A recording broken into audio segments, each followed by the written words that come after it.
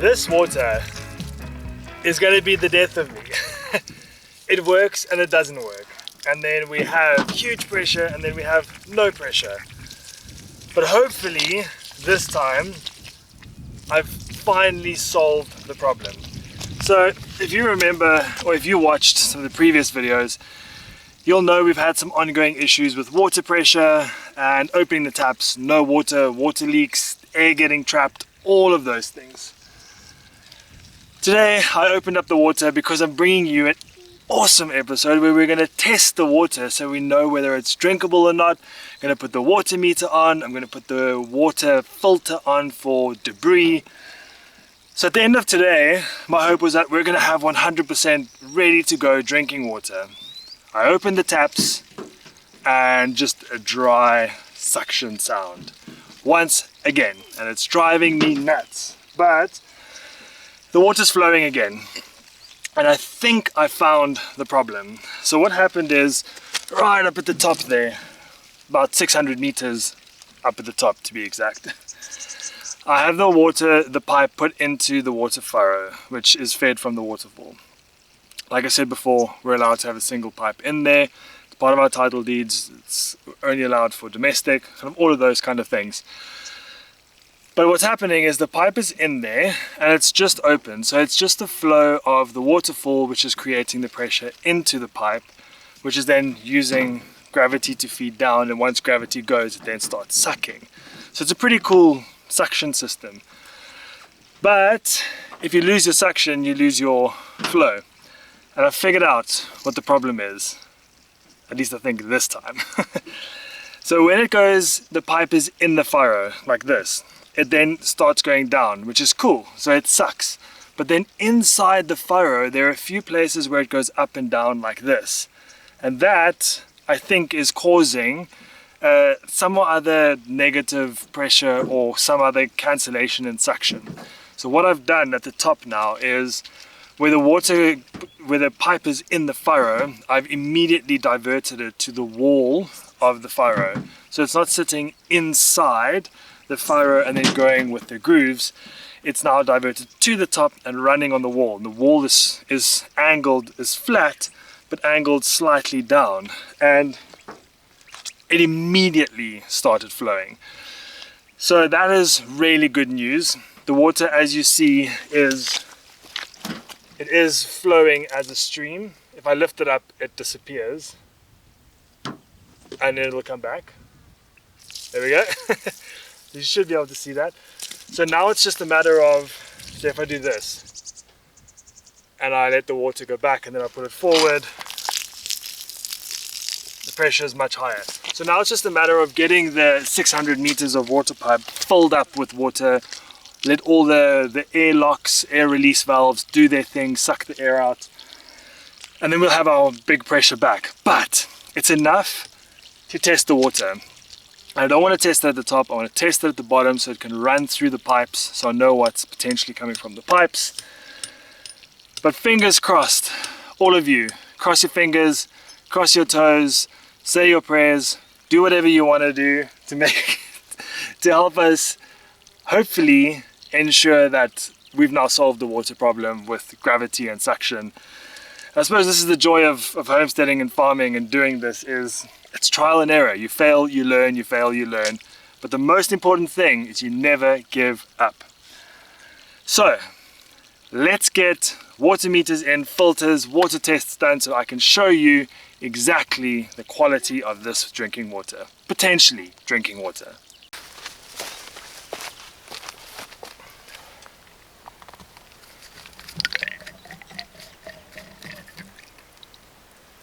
So I want to show you guys exactly how this works. So you take the cap off and you can see it's flowing because there's not enough pressure, but if I open this, Oh, there we go. So if I close this, see how the air is coming out. And if I close it,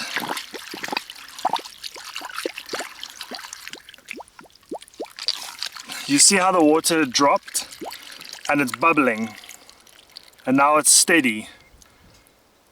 Look, it's a steady flow, the bubbles are coming out, and now the pressure is increasing. See, the flow is getting stronger. There come the bubbles. It sucks dry. There we go. So there's air in the system, and the air is busy coming out now. And I don't need to put this on, because this is just a smaller compressed version of this. But there we have the pressure, bubbles, suck dry. Now if you have that dry suction stuck in your pipe, you're never going to get your pressure back. But as soon as you have something like this, you get rid of that air and you get rid of that blockage, and there the flow is back. So this is really how well the system works. And if you're having water trouble, really look at these air lockers or air release valves. They're very, very good at what they do. Now what will happen is, as soon as I put this back on and I open the top, there's a little ball there. And let's see if the ball goes down. Look there. That is air bypassing the ball. And right now there's still some water coming out the top here, just because there's a very low pressure and the bubbles and the ball doesn't have the pressure pushing it to the top. But this is doing what it's needing to do. There it's pretty damn cool, I must say.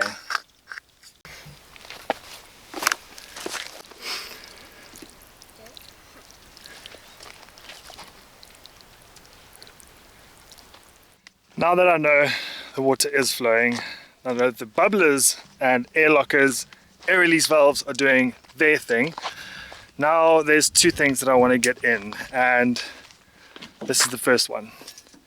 This is a filter. I'll move them for you, of course.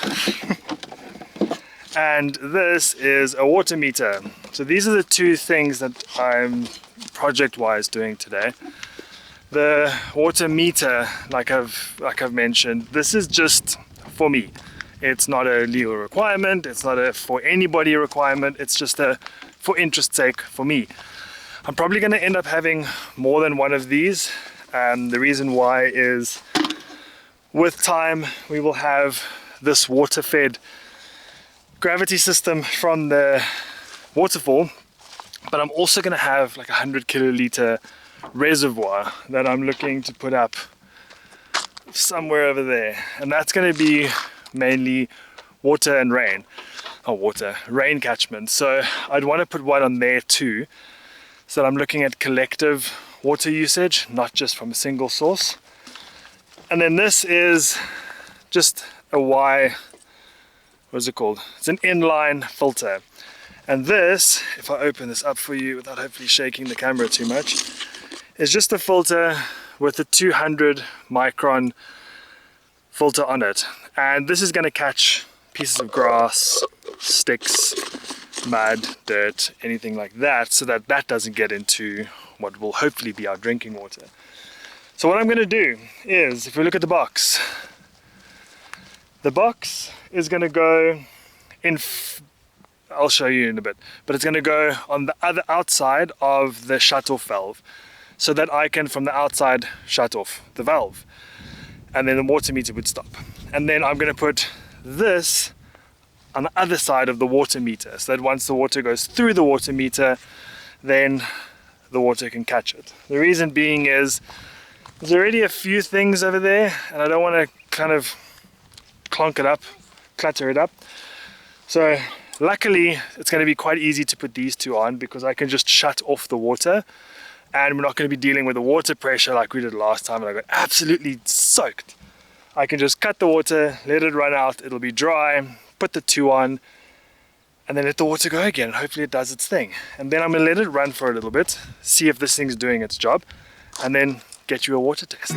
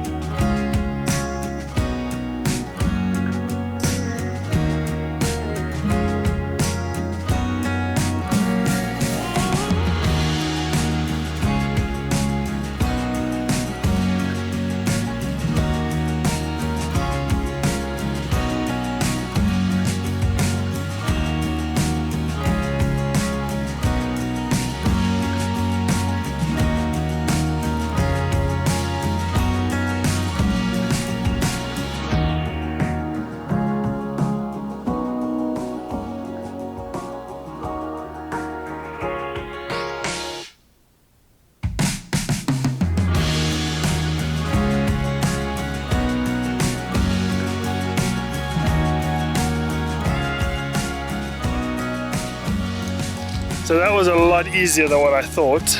Let's go see what the water's doing. I cut my hand, I'm always cutting myself. Now I've heard through the grapevine putting in a water meter and the other filter can drop the pressure, but let's see.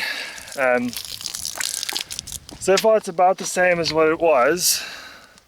Well, no, it's not doing anything. There's still a lot of air to come out.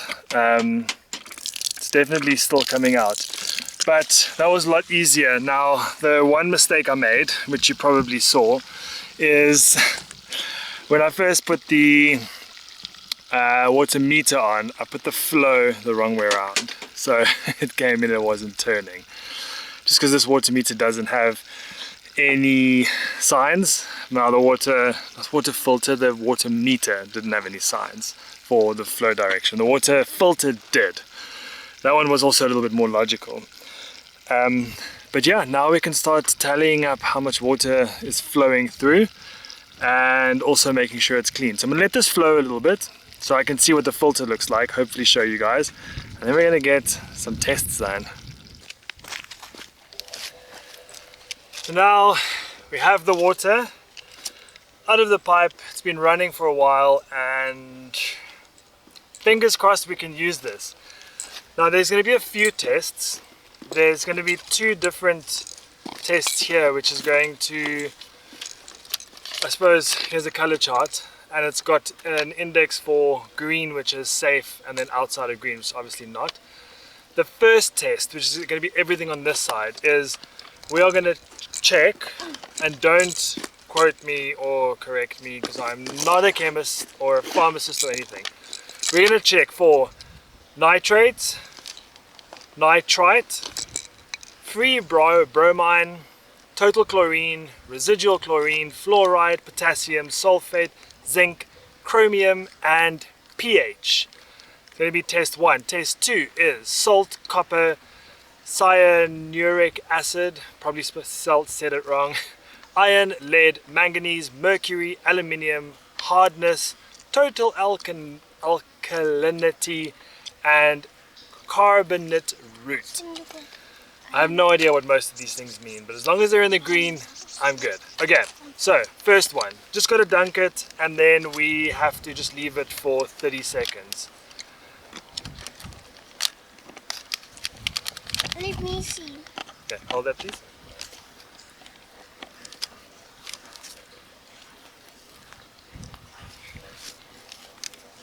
Okay, that one's now just got to rest. Let's do the other one.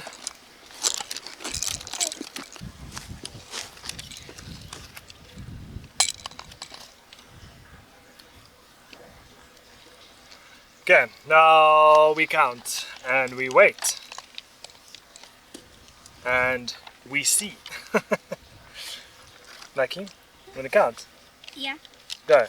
And We must 1 count to 30. to 30.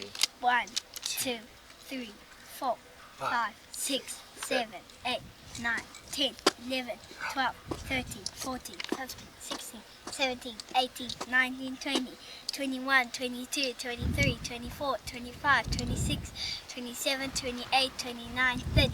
30. Okay, cool, done. So let's have a look at the results. Oh, that was close.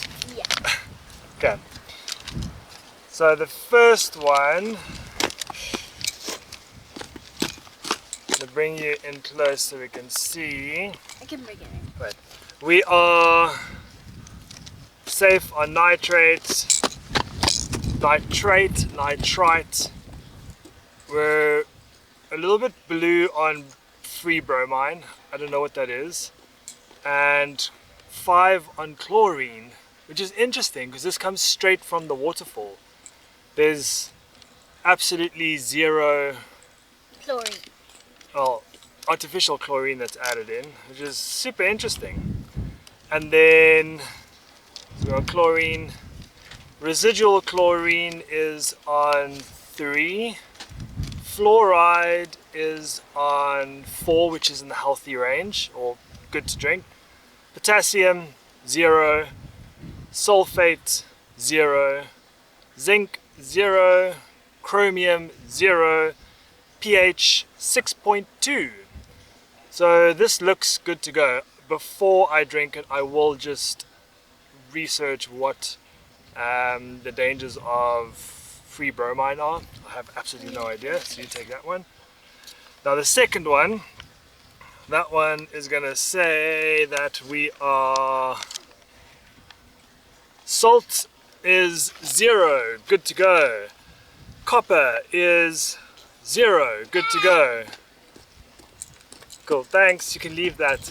You don't need that one. Why? You don't need it yet. Can I use it? No, we still need to use that as a second test. I'm just gonna roll it. Okay, but don't take it out, okay? Okay. And then cyanuric acid, 0, good to go. Iron is just above 0, it's just off white. Lead is 0, and then we have It is your manganese 0, mercury 0, aluminium 0, hardness 0, total alkalinity 0, and carbonate root 0. So alkalinity and carbonate root 0 is meant to be between 40 and 120. Once again, I need to research what that means. But everything else seems to be in the green zone. So based on the water test kit, not everything is green. But from what I understand, the dangerous things are green. That's interesting. I'm going to... Noah's got it. Noah, come here. So I'm going to have to research what these things mean so that I know whether it's safe to drink. I'm not going to give the water a drink today because I haven't researched these. Then what I just still need to do is I need to do the E. coli test. That's a separate test, so let me get that and then we can run that test together.